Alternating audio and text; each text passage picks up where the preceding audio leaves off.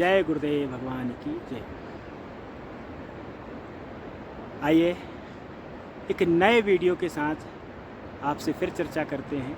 जैसे कि पिछली वीडियो में हमारे पास कुछ कमेंट्स आए और उसमें कमेंट्स में था कि क्या देव और असुर के जो गुण हैं, अब देवता या असुर इस मनुष्य के शरीर में ही है कि कोई बाहर है?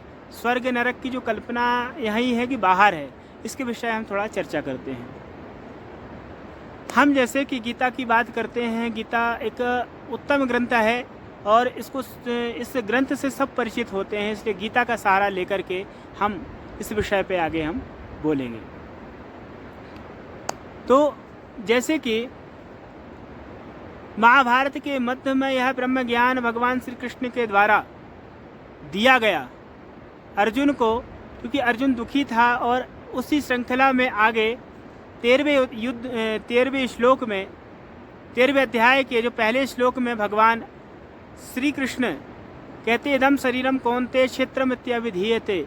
अगर युद्ध क्षेत्र की बात करें तो यह युद्ध क्षेत्र इस शरीर से कोई अलग नहीं है। ऐसे कुछ आचार्य लोग भी ऐसी कल्पना और ऐसा व्याख्यान देते हैं। तो ये बात हमको विचारणीय है और बात सत्य भी है कि ये शरीर से अलग कोई बाहर स्वर्ग नरक की कल्पना नहीं है, देव असुर की कल्पना है नहीं। मनुष्य के जीवन में ही असुरत्व के गुण होते हैं, मनुष्य के अंदर ही देवत्व के गुण होते हैं। तो इसका प्रमाण भी हमारे गीता में जो 16वें अध्याय के प्रथम श्लोक से 5वें श्लोक तक जो देव और असुर के जो संपदा के जो गुण बताए हैं उनसे हम समझ सकते हैं। जैसे कि कहते हैं कि अभयम सत्व संशुद्धिर ज्ञान योग व्यवस्थिति दानम दमस्य यज्ञश्च स्वाध्यायस्तपार्जवम, कि अभय, भय का सर्वथा अभाव जिसके अंदर है, सत्व संशुद्धि अंतःकरण की पूर्ण निर्मलता जिसके अंदर है। अंतःकरण क्या है? जो हमारे अंदर जो सूक्ष्म शरीर है, मन बुद्धि अहंकार का जो शरीर है, वो सूक्ष्म शरीर को ही अंतःकरण यहाँ कहते हैं। और सर्वतः पूर्ण निर्मलता की बात है कि जिसके हृदय में या फिर जिसके चित्त में दोष हैं, काम है, क्रोध है, लोभ है, ईर्ष्या है, द्वेष आदि जो गुण हैं जो इससे परिपूर्ण है, वह असुरत्व के गुणों में गिने जाते हैं। और जो पूर्ण तरह निर्मल है, शांत है, चित्त शांत चित्त वाला है, वो देवों के गुण में गिने जाते हैं। ज्ञान योग व्यवस्थिति अर्थात तत्व ज्ञान के लिए ध्यान योग में जो क्या है, व्यवस्थिति ही अर्थात निरंतर दृढ़ स्थिति है जो जिसकी, वह है देवताओं के गुण। और सात्विक दान, दान सब प्रकार के होते हैं। एक दान लोग देते हैं अपने अहमता की पुष्टि के लिए, एक दान देते कल्याण के लिए, एक दान होता है कि आत्म कल्याण हो हमारा और समष्टि का सहयोग हो। सब इस प्रकार की जो भावना है वह देवताओं की भावना है। और जो अपने केवल स्वार्थ सिद्धि के लिए जो दान आदि कर्म करते हैं वो असुरों के स्वभाव हैं। और कह रहे हैं दानम दमहा, इंद्रियों का दमन, कि बार बार जो इंद्रियां हमारी विषयों की ओर जाती हैं और उसमें भटकती हैं, तो इस प्रकार से बार बार उन इंद्रियों को उन विषयों से समेटने का जो एक साधना रूपी क्रम आगे बढ़ाए चलते हैं। और इस प्रकार से जो साधना कर रहे हैं, इस प्रकार के इनका चित्त है। दमन का जो इंद्रियों का दमन किया है जिन्होंने, वो देवताओं के ही गुण यहाँ पर बताए हैं। फिर कह रहे हैं यज्ञ स्वाध्यायः, कि भगवान देवता और गुरुजनों की पूजा। यज्ञ केवल यही नहीं है कि अग्नि का प्रज्वलन करके हम और उसमें आहुतियाँ देते हैं। ये एक प्रकार कई प्रकार के हैं। यज्ञ मतलब जो हम देते हैं देवताओं को, और किस भावना का भी इसे विशेष महत्व रखता है। तो सेवा भी यज्ञ में आती है और अग्निहोत्र भी यज्ञ में आती है। देवताओं का पूजन, देवता कौन है? जो देते हैं, समष्टि हमको देने का उपकार कर रही है, पेड़ पौधे ऑक्सीजन दे रहे हैं, ये धरती हमको तरह तरह के ये फल फूल और अनाज हमको दे रही है। हम इनके लिए उपकार के लिए जिए, और जो इनके समष्टि के उपकार के लिए जीता है वही यज्ञ क्रिया में सफल होता है, वही यज्ञ क्रिया में निपुण होता है। तो क्या स्वाध्याय, स्वाध्याय का अर्थ है कि स्व अध्ययन, स्व मतलब स्वयं, अध्ययन मतलब स्वयं आत्मचिंतन करने वाला जो व्यक्ति है, आत्मचिंतन करने वाला जो साधक है, वो स्वाध्यायशील जो ऐसा व्यक्ति है वो भी देवताओं के ही गुणों में यहाँ गिना जाता है। फिर तपह, तप मनब द्वंद्व सहनम तपह, अपने द्वंद्व को सहन करने का जिस पे सामर्थ्य है वही तप है। द्वंद्व कौन है? सुख दुख लाभ हानि जय पराजय आदि जो द्वंद्व हैं जीवन के, उन पे जिसने विजय पाली, उन पे जिन्होंने अपने आप को साध लिया और समत्वम योग उच्चते, समत्व रूपी योग में जो प्रतिष्ठित हो गया वही तप है। इसी प्रकार का जो तप सात्विक तप जो क्रिया में है वो देवताओं के ही तप के रूप में आते हैं। क्योंकि तप तो कई प्रकार के होते हैं, कुछ स्वार्थ के लिए, कुछ परमार्थ के लिए। जो परमार्थिक कार्य है वो देवताओं के कार्य कहलाते हैं, वही परमार्थिक तप है यहाँ पर लेते हैं। फिर आर्जवम, इंद्रिय तथा शरीर तथा इंद्रियों का सहित अंतःकरण की सरलता जिसके अंदर आ गई, सरल स्वभाव जिसके अंदर उत्पन्न हो गया, वही देवताओं के गुण हैं। इस प्रकार अहिंसा सत्यम क्रूर त्याग शांतिर पैशनम दया भूतेषु लोलोत्तमम मार्दवम ह्रिय चापलम, अर्थात अहिंसा, मन वाणी शरीर से किसी को किसी प्रकार का दुख ना देना। और असुरों का स्वभाव क्या है? किसी को कुछ बोल देना, किसी को गाली बक देना, मतलब तरह तरह से प्रकार से हिंसा का भाव इसके अंदर है, दुख देने का भाव है, तो वो असुरों के उसमें आता है, असुरों के स्वभाव में आता है। तो सब प्रकार से मन वाणी शरीर कर्म से जिन्होंने हिंसा का त्याग कर दिया है वही देवताओं के गुणों में इस प्रकार गिनो। फिर कहते सत्यम अक्रोधाः, यथार्थ और सत्य का मतलब है जैसा हमने जाना वैसे ही हमको जीना है, जैसे हमने समझा वैसी अभिव्यक्ति करना है। दिखावटे की दुनिया जैसे है ना, वैसे हमको नहीं जीना है। जिस प्रकार से स्पष्टवादिता जिसके जीवन में है वही देवताओं के स्वरूप का है। कि अक्रोधाः, अपना अपकार करने वाला भी क्रोध का ना होना, कि जो जैसे कहते क्रोधात् भवति सम्मोहात् स्मृति विभ्रमाः स्मृति भ्रंशात् बुद्धिनाशात् प्रणश्यति। अगर तुमको प्राणांत की ओर जाना है, अंत, क्योंकि असुरों का अंत होता ही है, देवताओं को अंत नहीं होता। जिन्होंने अपने जीवन में आत्मस्वरूप को आत्मसात कर लिया, उसको जान लिया, जो ऐसे जो साधक हैं, ऐसे जो लोग हैं वही देवताओं के गुणों के हैं, वही देवता हैं। तो कह रहे हैं त्याग है, इसके अंदर त्याग है। और त्याग किसका करना है? पूरी गीता देखना, सुनाने वाला भी गृहस्थी है और सुनने वाला भी गृहस्थी है।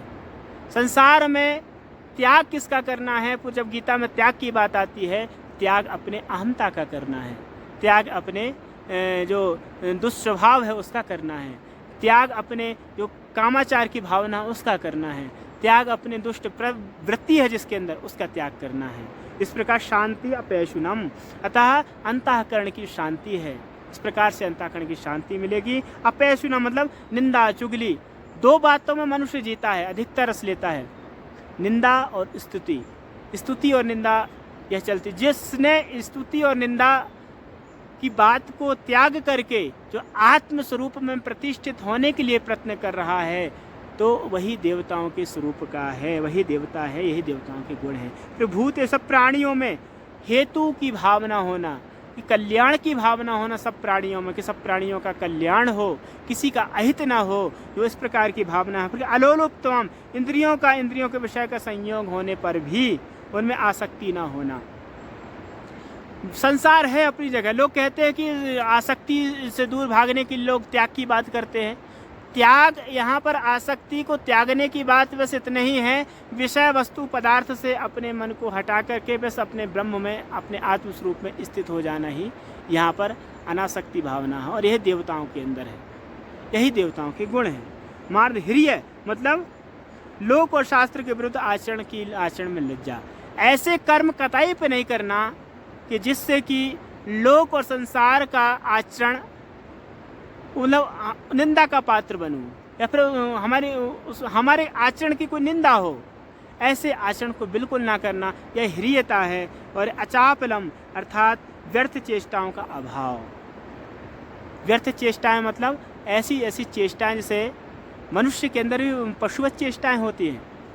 फिर भोगा न भुक्ता वयमेव भुक्ता, ये सब करते, मनुष्य भी करता है, भोग भोगता है मनुष्य भी, भोग भोगता पशु भी, बच्चे पैदा करता पशु भी और बच्चे पैदा करता मनुष्य भी।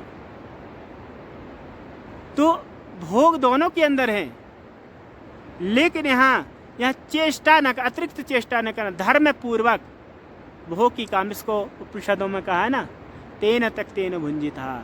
अगर संसार के विषयों का भोग भी कर रहे हो ना, तो तेन तक तेन, परमात्मा का मान करके त्याग भाव से, तेन का अर्थ यहाँ ब्रह्म लिया है, तो भगवान का मान करके त्याग भाव से जो भोग करते हैं वो देवताओं के गुणों में ही यहाँ आते हैं। अब कहते हैं अंत में, तेजा क्षमा धृति शौचम अद्रोहो नातिमानिता भवन्ति संपदम देवीम अभिजातस्य भारत।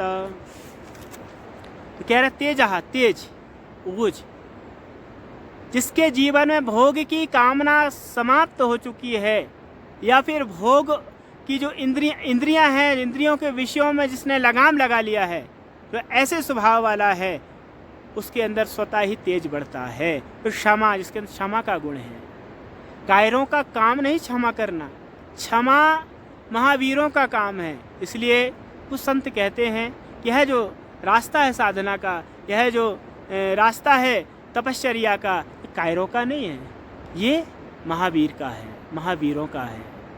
इसलिए यहाँ पर धृति, धैर्य, धैर्य सबसे बड़ा गुण है। ये जो कुछ गुण हैं यहाँ पर गिनाए गए हैं, अद्रोहा, शौचम मतलब पवित्रता, अंतःकरण की पवित्रता, बाह्य पवित्रता। अगर मैं आपसे कहूँ कि मेरा यहाँ गंदगी लगी हो, यहाँ पूरा क्योंकि अस्त व्यस्त अगर जीवन देखने में लगूँ तो आप मुझे ना देख पाएंगे, और बहुत से लोग तो मुंह उल्टा करके भाग लेंगे। क्यों? पवित्रता सब पसंद करते हैं। इसलिए यहाँ पर शौचम, जिसके अंदर पवित्रता है, अंतःकरण की शुद्धि है, बाह्य शुद्धि है, वही क्या है यहाँ पर शौचम है, बाहर की शुद्धि जिसके अंदर है। अद्रोहा, शत्रु भाव का ना होना, इसको कहते हैं ना, जिसका कोई शत्रु नहीं है, तो किसका शत्रु नहीं हो सकता? अब बोलेंगे देवताओं का भी शत्रु होता है, तो असुर तो शत्रु होते ही हैं, उनसे हमेशा से यह युद्ध है, कोई बाहर नहीं है। ये युद्ध हमेशा से देवता और असुरों के बीच में अंतःकरण में होता है। इसलिए भगवान शंकराचार्य ने भी छांदोग्य उपनिषद का भाष्य करते समय 3 अध्याय में यह बात एक बोली थी, सर्व प्राणीषु तर्हि देहम, सर्व प्राणीषु तर्हि देहम देवासुर संग्रामो अनादिकाल वृत्त्याः। यह जो देवासुर संग्राम है कोई बाहर नहीं है, कोई बाहर कल्पना स्वर्ग और नरक की नहीं होती है, ये तुम्हारे मनुष्य के देह के अंदर ही होती है, अंतःकरण में ही होती है। जो दुष्ट विचार है, मनुष्य के विपरीत विचार हैं, वह असुरों के हैं, जो सद विचार हैं वो सदपुरुषों के हैं और देवताओं के हैं। इसलिए यहाँ पर ये जो बात कह रहे हैं नातिमानिता, अर्थात अभिमान का जिसके अंदर अभाव हो चुका है, इसके अंदर अभिमान नष्ट हो चुका है। और हे भारत देवम संपदम, देवी संपदा को क्या है, अभिजातस्य भवन्ति, कह रहे लेकर उत्पन्न हुए पुरुष के लक्षण है, यही देवताओं के लक्षण हैं। जिस बहन ने और जिन लोगों ने कमेंट करके यूट्यूब में यह प्रश्न किया था, तो मैं कह देता हूँ कि पहले दूसरे तीसरे श्लोक में यह देवताओं के गुण बताए हैं, और यह जो गुण जिसके अंदर पाए जाते हैं, आप मनुष्य के शरीर में भी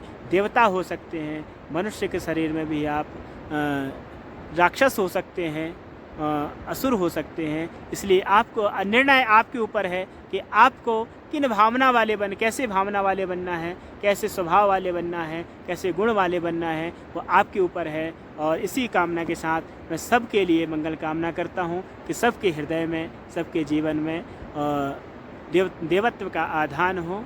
ओम नमो नारायणाय।